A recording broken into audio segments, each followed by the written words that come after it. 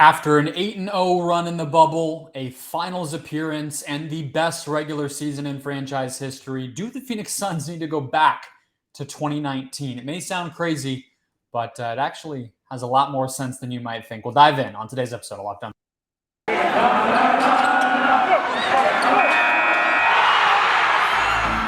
You are Locked On Suns, your daily Phoenix Suns podcast, part of the Locked On Podcast Network, your team every day.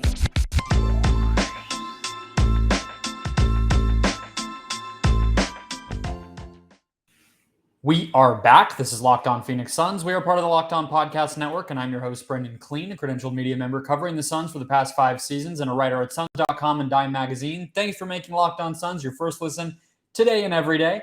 Off-season heating up, reporting starting to leak out, but we are here every single day for the foreseeable future. The draft, free agency, all of it coming up in not too long. So let's dive in. Wherever you're listening, a big welcome. Hit subscribe, hit follow, your favorite podcast platform. If you're finding us on YouTube, that is the best way to help the show. So hit subscribe right there and leave me a comment telling me if you think it makes any sense at all. Well, you're going to have to listen first. Then tell me if you think it makes any sense at all to go back to 2019. I'll explain myself here in just a second, but it makes more sense than you might think. The more data digging that I've been doing in the aftermath of the Suns Game 7 loss, I couldn't help but come away feeling like, man, a lot of the stuff that I'm yelling about feels like it happened already back in 2019, 2020, and we saw what this Suns team can look like back then. So I wanted to do an episode about it. So let me know what you think down below. Let's dive in, though. The first thing that I mean when I say the Suns need to go back to 2019, which for those of you who may not remember, Ricky Rubio gets signed, Cameron Johnson gets drafted, Ty Jerome gets drafted, Monty Williams gets hired. I don't think I'm missing anything. Aaron Baines comes in via trade as a backup center. I feel like I'm in a time machine. You feel like you're in a time machine. Let's go through it together. The first thing that I think is offensive balance. So obviously big buzzword in training camp 2019, back when they were still doing it in Flagstaff, was 0.5. In theory, that's still the offense the Suns run, but the numbers tell you it's very different now. So one thing is, I think I'm going to go through some of the stats. Like, what did the team actually do on the floor? One thing that's undeniable is cutting. This season, the Suns had 6.4% of their offensive possessions ended with a cut, with a cutter attempting a shot or turning the ball over. 9.2% of their offensive possessions, so almost a tenth of their offense came via cut in 2019-2020. They were also the best transition offense in the entire NBA. The best transition offense in the entire NBA. They were only the 13th best overall offense in the NBA. They were the best transition offense. That's the one place where it can be hard to remember, but there could not have been a more glaring difference between Ricky Rubio and Chris Paul. Rubio loves to push the pace. He's a maestro in transition. Chris Paul really is hesitant to do that. We've been talking about it for 2 years now. The Suns were the best transition offense in the NBA that season. They also ran less pick and roll, and here's where things get even more interesting. So less pick and roll, that makes sense. Chris Paul is a big pick and roll player. Ricky Rubio, a little bit less so because teams can just go under screens on him and then dare him to shoot, and pick and roll is neutralized a little bit. So we saw more dribble handoff, more off-ball screens, more cutting, like I said, rather than just a high pick and roll. That's where stretch big man, which feels crazy to be talking about a little bit, but you can see a pretty big through line again from when it switched over from Rubio to Paul, where the Suns obviously made a point of let's get traditional bigs in here instead of stretch bigs. Now, obviously, they ended up with Frank Kaminsky. We know Dario Saric played a massive role last year, but Aaron Baines and Dario Saric were both huge parts of this team that season in 2019. They really helped with the three-point rate. They really helped spread the floor, and they just took a lot of shots. Whereas right after that, you see the Suns trade for Chris Paul. They go get Damian Jones, who doesn't work out. They obviously this season go get JaVale McGee, who's benched by the end of the playoffs. And those guys don't make as big of an impact as Šarić and Baynes did. The big one, and something I've already cited that goes into this pick and roll stuff and some of the transition and cut stuff, is the rim frequency. So what proportion of the Suns' shots came at the basket versus jumpers, basically. 25.3% of the Suns' shots this year came at the rim, which was very low in the NBA rankings. 35.3% in 2019-2020, which was near the top of the NBA. They were 28th in passes per game this season as a team. They were middle of the pack last season as a team, but they were all the way up at 13th in passes per game in 2019-2020. You go to assists per game. The Suns were 4th in assists per game the past 2 seasons, but they were 1st in 2019. So they've still shared the ball, but you can see again, it was even more glaring that first year with Monty. I want to look at the bubble too. Again, statistics, X's and O's standpoint, what was different and why was it helpful? I'm going to talk a little bit more about the good, but I feel like I'm illustrating a lot of the things that we think now are wrong with the Suns offense, or that in the Dallas series just disappeared. They were there at different points under Monty. It's not asking the world of this team to adapt a little bit. But you go from that regular season to the bubble, passes per game were down, touches per game overall were down for the Suns, which just means literally how many different people touched the ball over the course of the game on offense. You had, in the bubble, Booker's usage went up from the regular season from 29% to basically 34%, a huge leap. You had Ayton's usage go down while Kaminsky and Šarić's usage went up. So when Ayton was on the floor, you were already seeing the transition for him into being more of a screen setter, roller, ball mover. Whereas when Kaminsky and Šarić were out there, they had more of that green light, bombs away from three, et cetera. Everybody remembers Šarić being a freaking, what is his name? Sabonis or Arvydas Sabonis. There we go. Looking like that guy in the bubble. No Oubre, no Baynes. We know that. And all of the best lineups. You started to see the transition. So again, I don't want to say that this regular season that they were less than 500 was some sort of holy grail that they need to get back to, because by the end of the bubble, by the end of the season, you were seeing the best lineups were Booker, Bridges, Cam Johnson, and DeAndre Ayton with a point guard, whether that was Rubio or Payne. Both groups did incredibly well. Those were the lineups that the Suns killed people with in the bubble. So that's the form that the team took. It wasn't Šarić and Ayton together. It wasn't, the backup point guard lineups that were killing the Suns all year. And it wasn't Kelly Oubre. You get Chris Paul, and it's a give and take. Again, the Suns had 2 of the best seasons in the history of their franchise with Chris Paul. This is not me going back and saying, oh, the cut frequency was so much better, therefore, the Suns they were better that season when they were less than 500. These Chris Paul years have been bad. I'm not naive enough to say that. I guess my point in showing this is the crux of the 0.5 offense was move the ball, run, and spread the floor. And then, play with good chemistry and play off of one another within that. Very basic principles, but they stuck to those principles much, much more when Rubio was there, partially because they had to. When you have Chris Paul, who's the king of the pick and roll, the king of the mid-range, and can get you a bucket at will in those spots, you do it.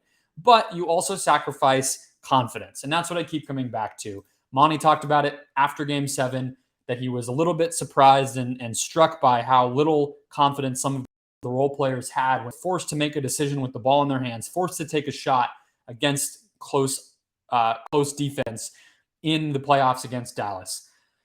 That guys, he didn't name players, but we all know who they were. Landry, Mikal Bridges, Cameron Payne. Those guys were hesitant to take shots, hesitant to make plays with the ball in their hands. They did not have confidence. And I think the style that they played with Rubio, that initial 0.5 bare bones version, it empowered all 5 guys on the floor more than Chris Paul ball does. And that is, again, it's a give and take. Oubre was the inefficient question mark in the middle of all of it. Part of me wonders, what does a season look like where you roll into 2020-21 with Rubio, with Cam Johnson, maybe you do get Jay Crowder and Cameron Payne playing at a high level. What does that look like? Are the Suns a playoff team the next season? I kind of think they would be. And the way that the team plays, the way that these guys would have developed would have been a lot different. And part of me does feel like offensively, there would have been more stretching of the wings, more letting mistakes happen, more experimenting going on. And maybe this team develops more holistically. Maybe Booker doesn't look quite as dynamic, I guess, because he doesn't have that second guy to take the load off of him. They're not as good in the clutch. They're not as good, on defense especially. But like, I wonder offensively if they check more of the boxes. They're less predictable. They have more answers if they grow under this system rather than switching over to Chris Paul ball. The good thing is we all know Chris Paul is going to change a little bit this season. He might play less. The roster might look different. And so they can take these lessons and apply them to this year's team, cutting more, running more, less pick and roll potentially, more floor spacing. Those are all things that they can keep in mind. So let's talk about that. What does it mean in terms of the players, the roster, and the overall program that James Jones and Monty Williams want to build here? How can they go about getting back to some of those basic principles? First, though, today's show brought to you by Built Bar, and in particular, Built granola bars. Built granola bars come in 3 unbelievable flavors. They're back also. I know I said they were here, and they weren't here. Now they're back. Chocolate peanut butter, chocolate coconut, white chocolate berry. You can get a mix box and try all 3 at Built.com right now. And they're phenomenal, but they're also very different than past Built bars. That's the good thing about Built is they have Built balls that are like little protein balls. They have bars. They have puffs. Everything's just a little different, but you know what you're getting every time. Here's how the granola bars are different. Crunch and chewiness inside. Not like a puff, which is all soft, or a bar, which has some chunks, but is also generally going to be soft. These things they have granola, but they're packed with protein and covered in 100% real chocolate, just like the Built bars that you know and love. With 150 calories, 15 grams of protein, and only 14 grams of sugar, Built granola bars will change your world. Bring them on the go. Maybe before a workout, maybe after workout, maybe just between meals. You just need to pick me up. You're hungry. You don't want to put something bad in your body. You want something protein rich and delicious. Built granola bars. 3 delicious flavors to try. Don't miss out. Get yours today at Built.com. Again, that's Built.com. Promo code LOCKED15 when you make your order to get 15% off your first order. That's promo code LOCKED15 for 15% off at Built.com. So we talked about how much this offense in particular was different when Monty first got here and the Suns went from laughingstock to middle of the pack and then rampaged the bubble. Things were a lot different. The way they played was different. The results they got were different. What did the team building philosophy look like? And how can the Suns get back to embracing that? That's what I want to hit next. So what's funny looking back at that roster and really what James Jones did from the fall of 2018 through basically the bubble is that it's funny to think he used to be incredibly aggressive and win trades all the time. He hasn't won a trade since the Chris Paul trade, really. He didn't really make any other trades that offseason. Jay Crowder was a signing, and that's about it. Then the following offseason, they basically just brought everybody back. And then I think we should have realized in hindsight how much of a departure from the norm that the Landry Shamet trade was. I was just blinded by being so high on Shamet's fit and talent, but it's the exact opposite of how James Jones had operated in the past. The offseason of 2019, the summer of 2019, you had pick number 6 for pick number 11 and Dario Saric. That was the Cam Johnson trade. That was the very, very heavily criticized deal with Minnesota. That worked out splendidly. Jarrett Culver is nowhere to be found here. You also had that same night, the same draft, a future first-round pick for the 24th selection and Aaron Baines, which became Ty Jerome and Aaron Baines. So that day, I feel like Ty Jerome could have worked if he hadn't gotten hurt, but that's beside the point. He was a promising young prospect, as was Cam Johnson. plus Dario Saric and Aaron Baines, who would become very big difference makers. You had 3 players of your bubble rotation that went 8-0 acquired on that night just because James Jones was so savvy with his trades. Also, the offseason, really the hiatus, the shutdown of 2020, they went out and signed Cameron Payne.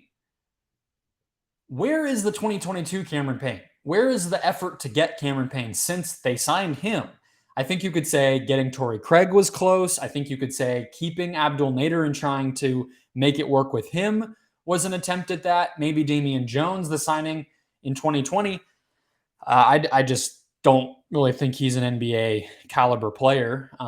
But you could give James Jones credit. Nobody thought Cameron Payne was an NBA caliber player either. So the fact that he became one is a surprise, and it would have been equally surprising for any of those 3 to blossom under James Jones. But also, those 3 guys weren't really as early in their careers. So that's an obvious one. Go, continue to make an effort to find these guys. It was promising that the Suns actually used both of their two-way slots, that they went out and got some creative out-of-the-box guys on their summer league team. Those are good signs, steps in the right direction. It feels like they're starting to grow their front office. It was very small for the first couple of years under James Jones. They've added some analytics folks. I actually saw that this is very amateur reporting, but they did actually post 2 more analytics roles on LinkedIn this week. I get notifications for that kind of thing. So they're doing it. They're trying to look under every rock in that way. I also wonder on the trade front, could the Suns and should the Suns, I kind of lean toward yes, if they are going to trade these guys, look to do something similar with Crowder or Saric or Payne. Go back and get, young talent and picks in those deals. You can do both at once, which is something I'm about to talk about here. You can do both things at once. The Raptors have Pascal Siakam and Fred VanVleet in their primes. But they also have Scotty Barnes, OG Anunoby, Gary Trent, Precious Achiuwa, who are all younger players who they went out and got. They got Precious Achiuwa in the Kyle Lowry deal, who was a player that they already thought they might lose anyway. They were able to get Precious Achiuwa out of it. They got Gary Trent for Norm Powell, who was an aging scorer who they didn't have a lot of need for at their current point in their franchise. They got OG Anunoby late in the draft with a late first-round pick. They got Scotty Barnes in the lottery as a result of being very bad for one season. So maybe that's the outlier there. But Anunoby, Trent, and Achiuwa, those are all guys that are just because they were savvy in the margins of roster building and were able to make trades and scour the draft in a way while they were still winning that allowed them to keep winning. Talked about the Warriors yesterday on the show. Wiggins, Kuminga, Moody. Those are in some part guys who they got from taking a dip. Moody was a late lottery pick. Wiggins was a trade by losing Durant, and Kuminga was, I believe that was the Wolves trade, the D'Angelo Russell trade. So that, the Russell trade's a great example where they flipped a player who wasn't really helping them win for younger players in draft picks, basically, and then didn't miss a beat. And now those guys are contributing. Wiseman obviously in there as well, although we don't know what he's going to be as a player. The Heat, they developed Bam, Strus, Vincent, Tyler Hero behind their star players. The Clippers, Ivica Zubac, Luke Kennard, Terrence Mann, these guys who they've been able to develop behind.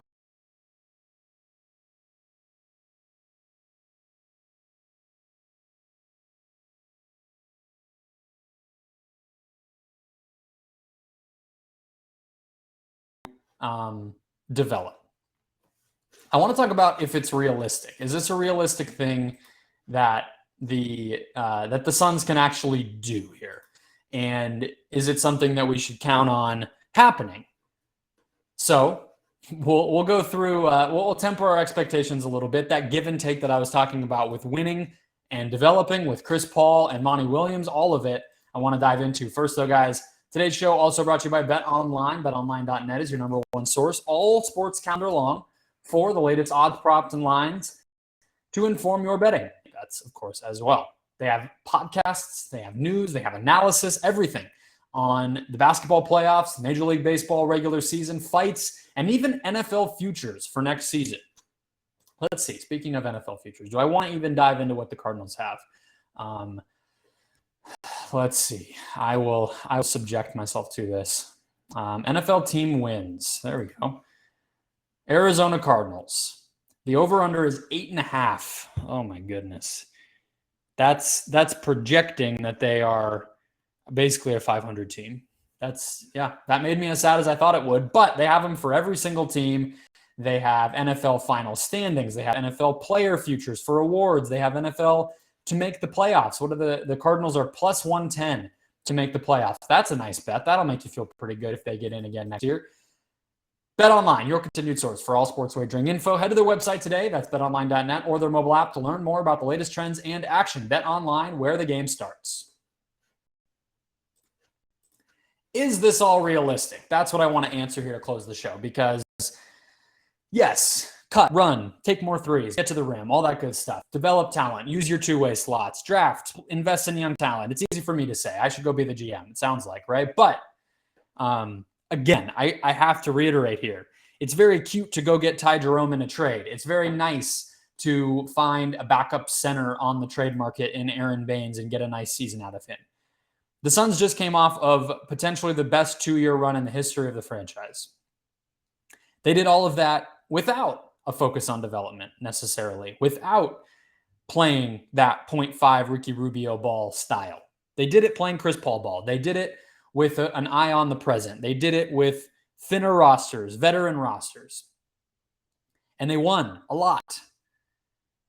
The on-court stuff, though, within all of that, I actually do feel like could easily be the source of tension between Monty and Chris that reportedly flared up during the playoffs. Because from the end of the New Orleans series on, it became clear that, the style that Chris Paul plays relies on Chris Paul being great. And that's true of a lot of awesome players,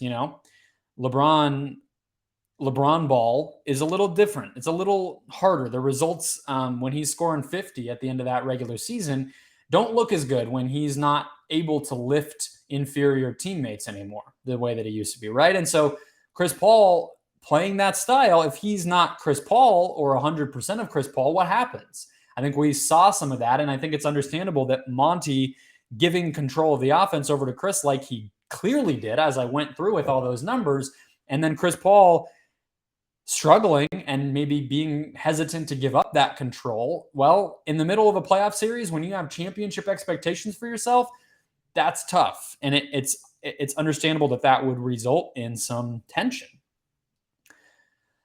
I see this all, though, as the Suns kind of picking up where they left off after the bubble, after, with a magical kind of 2-year detour in between. I think they're kind of back to where they were after the bubble, which is still a good playoff team, potentially a great playoff team. A lot of these young guys are much better than they were in August of 2020. Goes without saying. But in terms of mentality and how they're building and how they're growing, I think that's a good way to think about it. So to me, that means building a balanced roster that can keep getting better, that's a little bit more flexible. Maybe I'll just say it. I'm feeling more and more like the tax is not necessary in the short term. I think obviously that's predicated on losing Ayton. I'm leaning more toward that being a likelihood at this point. I just think that feels like where this is headed, but that's a whole other conversation that I've already devoted lots of podcasts to. But if they move on from Ayton, I think, staying under the tax makes some sense. If there's a way to stay under the tax while keeping Ayton, great. You'd have to get rid of a lot of players, get a lot younger, probably get a lot cheaper. And then investing in young talent and draft picks more consistently. So, balanced roster, flexible roster, younger roster. I think those things have to happen to get back to the growth pattern that the Suns were on. I also think within that, you can make that run, spread the floor, share the ball stuff more of a consistent tenet of the offense again. That can help grow Bridges and Johnson and whoever they bring in as they continue through their primes and into their primes in some cases. The Suns can be a playoff team without running Chris Paul and the other vets on the roster to the bitter end. Like, they don't have to run these guys into the ground to still be a pretty good to great team, to be, in the top of the West, to be in the mix for a top 4 seed. that would have been what we were talking about heading into the COVID season, basically after the bubble, if they had not traded for Chris Paul. I was willing to say, that they were going to be a surefire playoff team after the bubble before they ever got Chris. And at the bottom line being with all of that, the flexibility, the style, all of that, getting better because you're sharing the ball more, because you're spreading the wealth a little bit in terms of the offensive diet. If they can pull some of that stuff off, and it's a multi-year process, they're not going to get it all done in one summer. But if they start to gear things in that direction with their post-Chris Paul plans, with their post-Jay Crowder plans, etc., they actually, when it's all said and done, will return once again to a position of strength when it comes to the really end-all be-all of NBA roster building, which is, are you ready for the chance to cash in on a star when one comes available? We've already been talking about Kevin Durant. Maybe you're a Pascal Siakam type. I don't know. You're more ready for that if all of your players are developing, if you're flexible and young on the back end of your roster. If you're under the tax, you're more ready to go ahead and do that deal when the time comes. And the Suns clearly have prioritized that. I will give them credit. That's one place where they have not wavered. They've maintained flexibility. They will have it continuously, and they could even have more if they do this. So once again, we are right back to where we were heading into the bubble, coming out of the bubble, and then to that Chris Paul trade. It's like this 2-year stretch was just a thrill ride that never happened.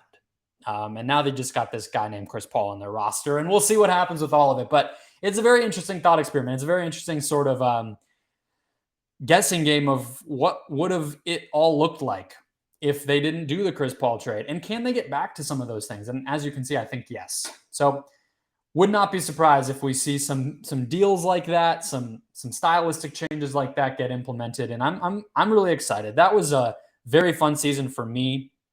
I love just watching guys get better and seeing how teams figure it out and all that good stuff. So that's where my head's at.